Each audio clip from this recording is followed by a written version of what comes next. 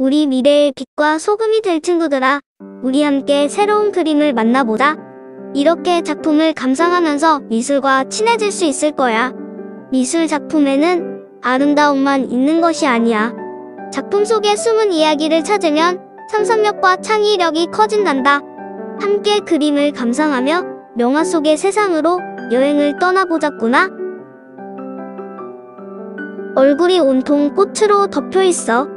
코는 백합의 봉우리, 입술은 장미의 봉우리, 귀는 탐스런 모란이야.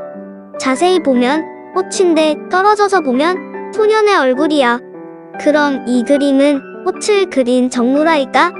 사람을 그린 초상화일까? 이 기발한 그림은 아르침볼도의 봉이란다.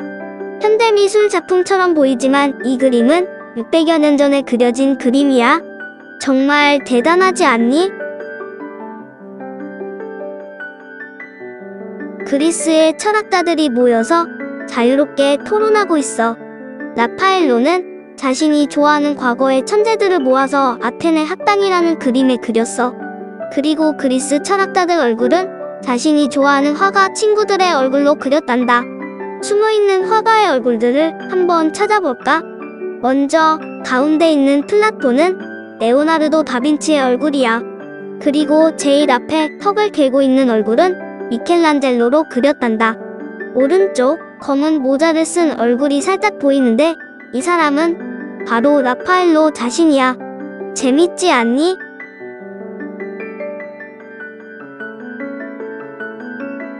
문화, 예술, 패션의 도시하면 파리지. 150년 전 파리의 풍경을 알고 싶다면 이 그림을 보렴. 이곳은 몽마르트 언덕의 파티장이야. 이 작품은 울랭드라 갈레트, 르누아르의 대표작이야. 르누아르는 물감을 팔레트에 따로 섞어 쓰지 않고 캔버스에서 바로 그려 섞는 기법을 써서 색이 번진 것처럼 보인단다. 밝은 분위기의 파티를 보니 나도 파티에 가보고 싶구나. 진주 귀걸이를 한 소녀라는 작품을 그렸던 요하네스 베르베르의 다른 작품을 만나보자꾸나. 우유 따르는 여인이야. 부엌에서 여인이 아침 식사를 준비하고 있어. 고요한 일상의 아침이 그대로 전해져 오지? 항아리에서 흘러나오는 한 줄기의 우유가 이 그림이 살아 움직이는 것처럼 느끼게 하고 있어. 잘려 준비된 빵을 보고 있으니 하나 집어 먹고 싶은 생각이 드는걸? 너희들 나폴레옹을 알고 있니? 나폴레옹은 프랑스 혁명에서 역사의 영웅이었지. 세계사의 전설이 된 인물이야.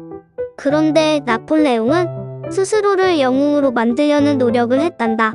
바로 그림과 음악이었어.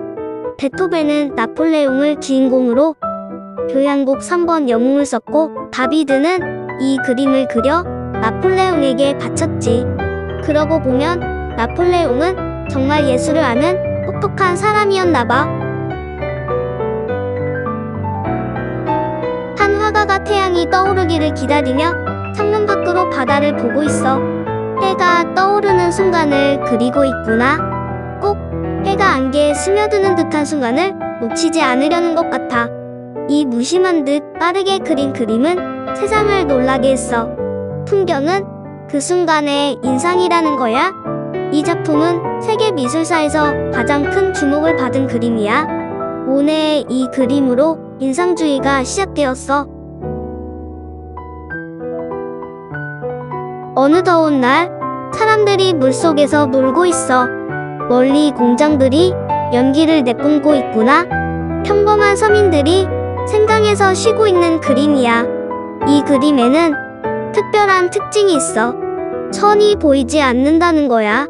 왜냐면 점으로 찍어 묘사했기 때문이지. 이런 기법은 점묘법이라고 불렀어. 이 그림은 세라의 도전 정신이 돋보이는 작품이야. 나도 날씨가 더워지면 물놀이 하러 가야지. 생트 빅투아르 사는 세잔이 가장 좋아하는 곳이었대. 그래서 그는 몇십 년 동안 생트 빅투아르 산을 100여 점 가까이 그렸어. 세잔은 그림을 그릴 때 오랜 시간 관찰하여 그림을 그렸는데 사과를 그리면 그 사과가 썩을 때까지 바라보았다고 해. 산과도 친구가 될 수 있다니. 나도 우리 동네의 산을 보고 그림을 그려보면 산이랑 친구가 될 수 있겠지?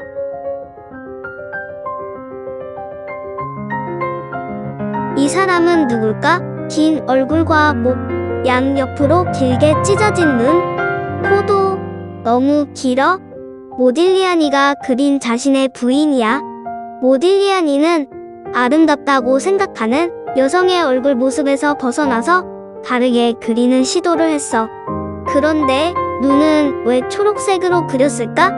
모딜리아니는 자신이 마음에 품고 있던 푸른빛을 눈에 그려 넣었대. 정말 모딜리아니는 부인을 사랑했나봐.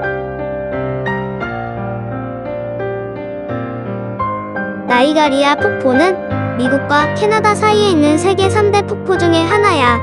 이 엄청난 폭포를 멋지게 그려내서 유명해진 화가가 있어. 바로 에드윈 처치야. 많은 화가들이 이 폭포의 장엄함을 그리고 싶어 했는데 처치가 보란듯이 멋지게 그려냈어. 물의 양은 폭포 중 최고라는 나이아가라를 잘 표현했단다. 그림 속에서 폭포의 웅장한 소리가 들리는 것 같지? 너희들 샤넬을 아니? 사람들이 좋아하는 명품 디자이너야. 이 그림은 세기의 디자이너 샤넬의 초상화를 그린 작품이란다. 이 그림을 그린 모랑생은 샤넬의 친구였는데 샤넬이 자신의 초상화를 그려달라고 했대. 열심히 그려서 보여주니 막상 샤넬은 마음에 들지 않아 했단다. 하지만 사람들은 이 그림의 아름다운 색채와 몽환적인 여인의 매력에 푹 빠졌어. 물감으로 그림을 그리다가 도화지에 물감을 잘못 떨어뜨리면 그림을 망친 것 같아 속상하잖아. 여기 물감을 마구 떨어뜨려도 괜찮은 그림이 있어. 잭슨 폴록의 넘버 1이야. 캔버스 위로 물감도 던지고 온몸을 던졌는데 이러한 방법을 액션 페인팅이라고 해. 잭슨 폴록은 느낀 상태를 그대로 표현하는 추상표현주의의 대표 화가야. 폴록은 이렇게 틀을 부수는 예술로 세상을 놀라게 했어.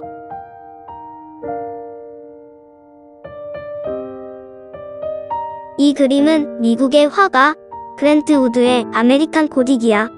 평범한 미국 농촌을 배경으로 그려졌어. 뭔가 엄숙한 표정의 두 사람이 보여. 작품 속의 두 사람은 기분이 좋지 않아 보이는걸? 이 평범해 보이는 그림이 패러디도 많이 되고 미국 미술의 아이콘이 될 정도로 유명해졌단다. 자유분방한 미국에서 이런 엄숙한 그림이 사랑받다니 재미있는 일이야.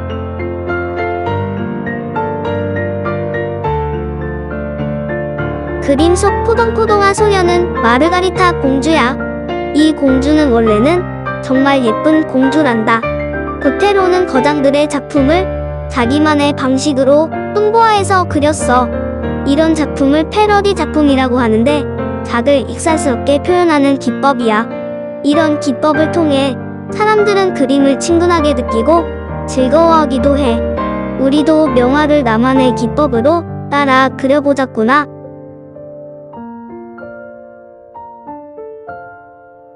시원시원하게 그려진 나무의 굵은 가지에 독수리 두 마리가 앉아있어.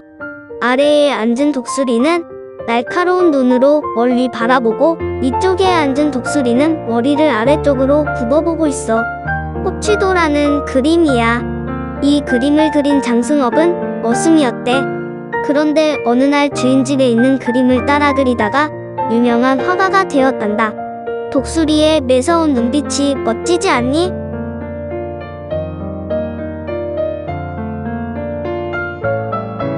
우리나라의 국보 한 점 감상해볼래? 이 그림은 중국에 갔다가 일본으로 갔다가 한국으로 겨우 돌아온 소중한 그림이야. 김정희는 서예가로도 유명하신 분이란다. 그림 옆에는 글도 적혀 있는데 변함없는 것에 대한 고마움을 표현한 내용이 있어. 김정희의 그림은 기교보다는 마음가짐을 중요하게 여기는 그림이었대. 국보 제180호 세안도 한번 감상해보렴. 너희들 꿈에서 깨어나서 꿈속을 그리고 싶은 적이 있어? 이 작품의 제목은 꿈속에서 만난 이상적인 낙원이라는 뜻이란다. 대단한 그림 솜씨로 감탄을 자아하는 그림이야. 그런데 슬프게도 이 그림은 일본으로 넘어가서 지금은 일본의 문화재로 지정되어 있어. 하지만 우리는 꼭 알고 있어야 찾을 수 있겠지? 몽유도 원도는 우리의 소중한 유산이란다.